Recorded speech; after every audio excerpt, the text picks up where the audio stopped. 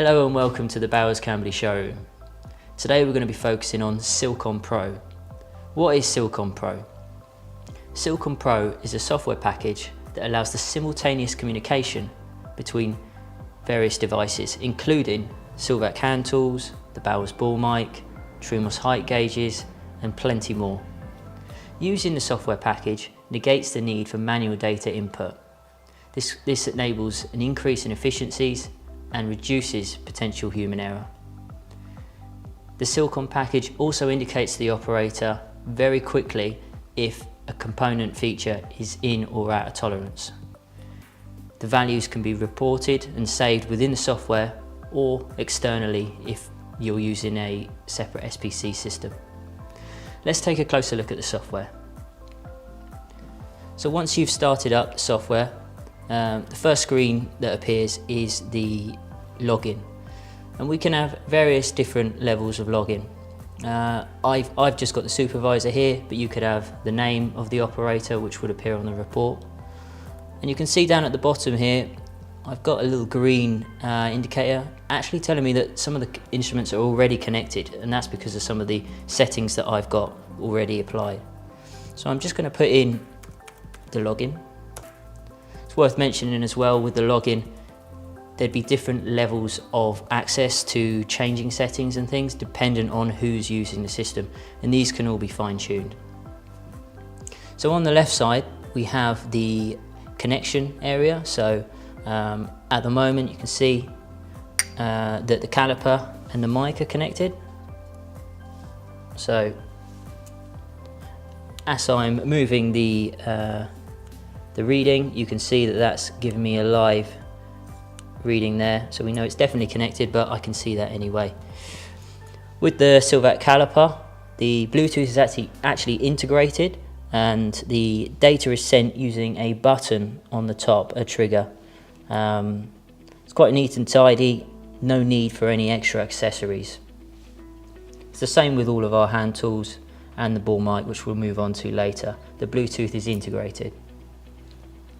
If I wanted to connect another instrument, for example, the indicator I've got here, I've just got to turn it on, make sure it's on the Bluetooth setting, and I can click on the Bluetooth scan.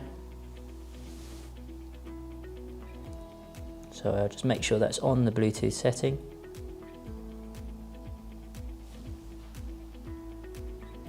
And you can see it appear there. I can just move that value around slightly so you can see it's moving on live, and we can connect. We can connect up to eight instruments using the Bluetooth dongle, but if I had requirements to connect more instruments, that's not a problem. We can add another Bluetooth dongle, and we can actually connect a total of 120 instruments if required. So now that that's connected, we can see an indicator at the top telling me that I need to change the batteries on this. So that's another feature of the software. It'll also give me an indication of if the calibration date's running out, and I can get warnings and alerts to appear linked to that. So we've got a range of hand tools there connected. So on the main screen we have some parts. You see I've been doing some tests and things, but you'd have a different part there, and the operator will be able to select that, link to that part. Depending on where you are within the process, you may have a number of control plans. So I've got a control plan here, which is for the aluminium housing, which is actually just the back of the indicator, you can see here. And just to keep things simple, I'm just going to be using the caliper, but in reality I could be using a height gauge, I could be using an indicator, I could be using the ball mic. So it's not a problem connecting different instruments. So if we just click start, I can pick up the caliper. I've got the component here. The first thing to point out is the part serial number. So I can put in a part serial number, which will obviously be unique to the component, or if I don't fill that in, I can leave it, and that field will automatically be populated with the date and time. We can see that the measurement we want to take is the width at 19mm, but it's also telling me what instrument to use. So if I did have various instruments, a picture there would appear, so just helping the operator out. And we've got a live view there of the result changing. So I'm changing that. So I'm just going to go and take that measurement. We can see as I've clicked the trigger, the screen has gone green. We're in tolerance and that value has been stored there.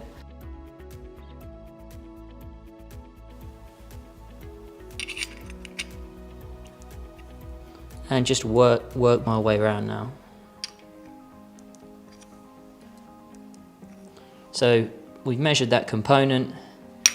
Automatically the screen can detect that and has restarted the program for that. So I may pick up another component now. I can put in the unique serial number again and then work my way through this. But you can see that now that we've gone through one flow of results, on the screen there, just under the caliper, we've got an actual review of the data. So that's going to tell me, and that will continue to populate that as we go through. So that can give the operator an idea of trends in relation to a tolerance band. So I'm just going to quickly take a few more so we've got a bit of data to work with.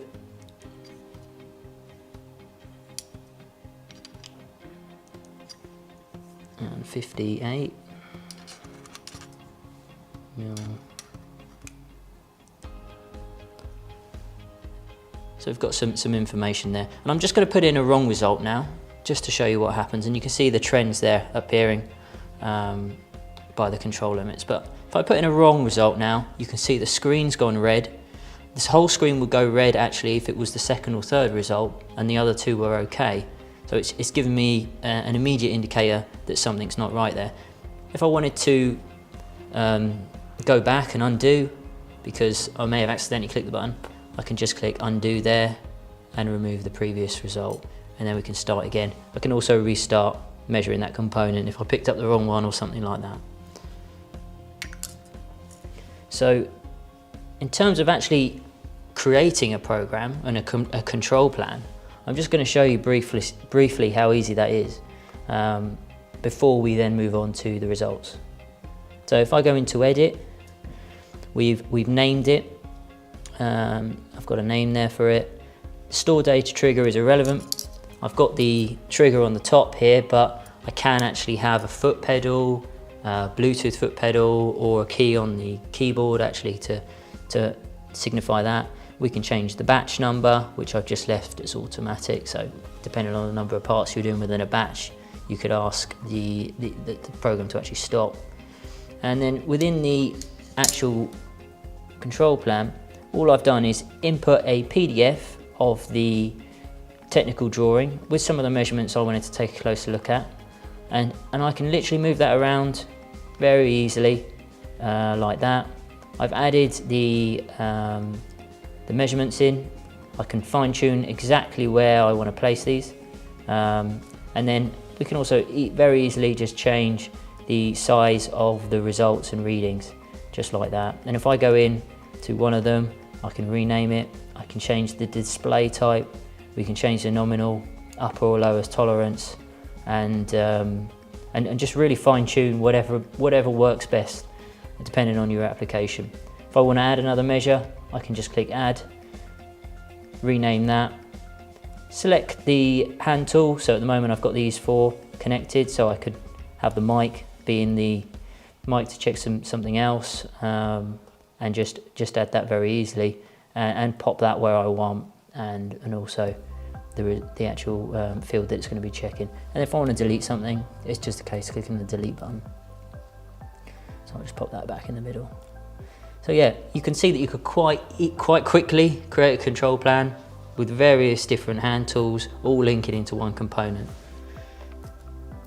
So you're probably wondering where all that data is going. So within the Sylcom package, we have some analysis software. So these are the different, so over here we have a summary of the results, and if I just open up the filters, I've actually got it set just to review the last 8 results. So we've got a mean of those, the nominal value that was measured, the name, the tolerance band, min-max, range, CP, CPK value, and your various SPC analysis. So this is all within the software package.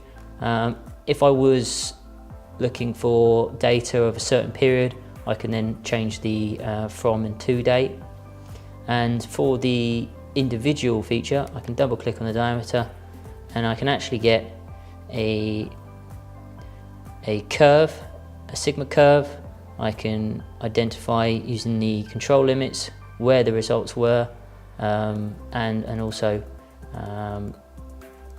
just a basic go no go, what was in and out of tolerance if you just wanted a basic view. And then these are the individual results in a table. There's lots of information here. You may not need it all, but we can pick and choose what information is saved and then where it's saved as well. So if I wanted to export it via Excel, we can just click export all. We can save that. That will open up Excel.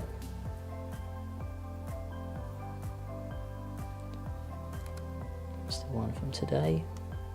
So we've got all the information here, and we can, delete columns and things and change things depending on what you actually need.